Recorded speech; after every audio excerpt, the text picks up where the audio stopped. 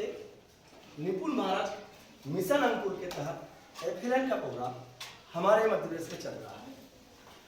अब हमारे सामने कक्षा 1, 2 और 3 के बच्चों का गणित विषय का हम किस प्रकार आकलन करें, इस बात की हम करेंगे यहाँ पर। इसको देखिए आप, जब गणित का आकलन हमें करना है तो हमारे पास में कक्षा 1, 2, 3 क्लास के बच्चे हैं, तो हम ऐसे कौन कौन सी सामग्री, कौन कौन से ऐसे आयाम पे हम बात करें तो हमको पता लगे कि हमारे बच्चे का स्तर उन्नयन हो रहा है। अभी जो चयनित शाला है उसमें तो आकलन हो रहा है, परंतु हमें इस बात का यहाँ ध्यान रखना है कि अभी हमारी शाला चयनित नहीं हुई तो भी हमें बच्चों का आकलन करना है। जो हमारे क्लास में एक फर्स्ट, सेकंड और थर्ड इन तीनों कक्षाओं में जो बच्चे पढ़ रहे हैं, तो गणित विषय का आकलन करने में हमें कौन कौन सी सामग्री, कौन कौन से आयाम पे चर्चा करना, कौन कौन से टीएलएम का उपयोग कर सकते हैं, है ना, कौन कौन से टीचिंग मटेरियल का उपयोग कर सकते हैं, जिससे हमको पता लगे कि हमारा बच्चे का स्तर उन्नयन हो रहा है नहीं हो रहा। इस पर हम चर्चा करेंगे। देखो, आयाम एक पहले ही बात करेंगे संख्या की पहचान। जैसे हम छोटी छोटी संख्या है, हम 1 अंकों की संख्या, फिर 2 अंकों की संख्या, फिर 3 अंकों की संख्या, ऐसे संख्याओं का कार्ड बना के भी हम बच्चों से पूछ सकते हैं, है ना। ऐसे कार्ड है, 1-1 अंक के 2-2 अंकों के कार्ड बना के बच्चों से पूछ सकते हैं, है ना। उनके इसमें गतिविधि करवा के, है ना, टीएलएम का उपयोग करवा के, है ना, ऐसे हम इसमें गतिविधि के दौरान उस बच्चों को लगे नहीं कि उसका आकलन हो रहा है, ऐसे ग्रुप में गतिविधि करवा के भी बच्चों को हम पूछ के उससे चर्चा करके हमको पता लग जाता है कि बच्चा का स्तर उन्नयन हो रहा है नहीं हो रहा। अब संख्या की पहचान के बाद आयाम 2 की हम बात करें, संख्याओं की तुलना, है ना।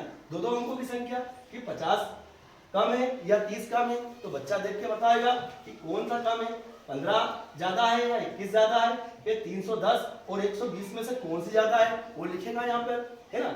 ऐसे हम तराजू के द्वारा, छोटे छोटे तराजू के द्वारा भी बता सकते हैं कि ये 2 डब्बी है, इसमें से कौन सी डब्बी बड़ी है, कौन सी छोटी है, ऐसे भी हम बच्चों को बता सकते हैं।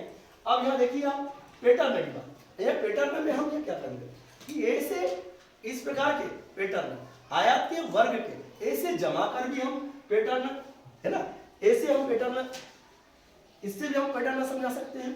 और उसके बाद में हम संख्याओं के द्वारा भी पैटर्न समझा सकते हैं, संख्याओं की समस्या और बच्चों की गतिविधि करवाएंगे तो हमको पता लग जाता है कि हमारे बच्चे का स्तर उन्नयन हो रहा है कि नहीं पैटर्न में, है ना। और कक्षा वाइज हम देखेंगे हम कि हमारे पास कक्षा 1 का बच्चा है तो उसको 1 अंकों की संख्या का जोड़ आ रहा है कि नहीं, है ना। कक्षा 2 का बच्चा है तो उससे हासिल का या 2 अंकों की संख्या का जोड़ होता है कि नहीं, है ना। उसके बाद में इस प्रकार के जोड़, और जोड़ के साथ में हमारा इस बात का ध्यान रखना है कि कक्षा 3 का बच्चा है तो उससे गुणा भी आ रहा है कि नहीं। इस जोड़ के चिन्ह के साथ में हम गुणे का चिन्ह भी बच्चों को समझाते रहे, और बार बार जोड़ने को ही तो गुणा कहते हैं। तो ऐसे हमने 5 और 3 को जोड़ा, अब यहाँ 5 को हम 2 बार जोड़ेंगे तो 5-5 2 बार लिख लेंगे। ऐसे ही उसको पहाड़ा से सिखा सकते हैं या जोड़ के सिखा सकते हैं हम। उसके बाद में हम घटाव की बात करेंगे आयाम 5 की, तो आयाम 5 में हम वही 1 अंकों की घटाव, उसके बाद में 2 अंकों का घटाव, उसके बाद में 3 अंकों का घटाव, और ऐसे ही घटाव के साथ में हम भाग की चर्चा भी बच्चे से करें, है ना। क्योंकि बार बार घटाना, बार बार कम करना ही हम भाग पे आ जाएंगे, तो यहाँ पे भाग और घटाव इन दोनों का साथ बच्चों को समझाने में या बच्चों का आकलन करने में हमको समझ आ जाएगी, अब हमको पता लग जाएगा कि हमारे बच्चे का स्तर उन्नयन हो रहा है कि नहीं, बच्चा हमारा आगे बढ़ रहा है कि नहीं, या हम जो सिखा रहे हैं वो बच्चा समझ रहा है कि नहीं, इस बात का पता हमको लगना आवश्यक है।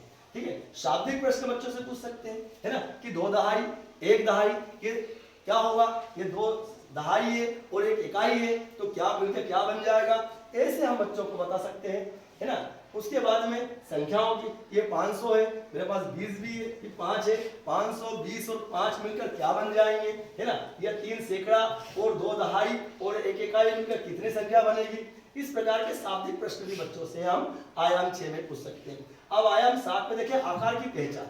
हमारे पास में बहुत प्रकार की चीजें, है ना, ये आकार कौन सा है ना, इसे क्या कहेंगे, हम इसे क्या कहेंगे, ऐसे कटआउट, ऐसे टीएलएम बनाकर बच्चों से पूछकर उसका आकलन हम कर सकते हैं। देखो, और बच्चों की गतिविधि, जब बच्चों को ग्रुप में बैठाएंगे हम और बच्चों से पूछेंगे, हम बच्चे आपस में चर्चा करेंगे, हम कुछ नहीं रहे, बच्चे आपस में चर्चा कर रहे हैं, उससे भी हमको पता लग जाएगा कि कौन सा बच्चा का स्तर उन्नयन हो रहा है कि नहीं हो रहा है। कौन सा बच्चा हमारी बात को सीख रहा है कि नहीं सीख रहा है। ठीक है, ऐसे ग्रुप में मिला के बच्चों को हम समझा सकते हैं, है ना। अब हम देखते हैं कार्य 8 में स्थानीयमान की समझ। ठीक है, जैसे हमने स्थानीयमान, हमने 1 अंक का, 2 अंक का, है ना, ये 2 अंकों की संख्या लिखी है। जैसे मान लो ये हमने 2 अंकों की संख्या 32 लिखी है ना, ये 3 अंकों की संख्या 522 लिखी है, और ये 4 अंकों की संख्या लिखी 4217। अब हमारे पास में 2 अंक, 2 हमने इकाई की जगह लिखा है, या दहाई की जगह लिखा है, और या सैकड़े की जगह। अब कैसे स्थानीयमान इसका यहाँ हो रहा है, ऐसे अबाकस के द्वारा भी हम समझा सकते हैं। और उसके बाद में छोटे छोटे टीएलएम बनाकर भी बच्चों की आपस में ग्रुप टीचिंग करके या ग्रुप में आपस में बिठा कर भी हम उसका आकलन कर सकते हैं।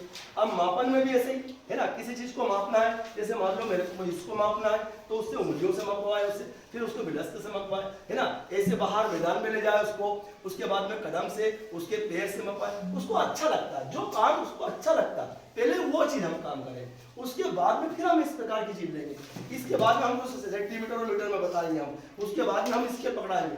पहले हम उसको जो उसको उसके उपयोग में आ रहा है, जिसमें उसको मजा आ रहा है, वो काम हम पहले करेंगे, है ना। अमानक इकाई से उसके बाद में मानक इकाई पे चलेंगे हम। ऐसे ही फिर हम उसके बाद में क्या करेंगे, हम तो उसके रुपये की बात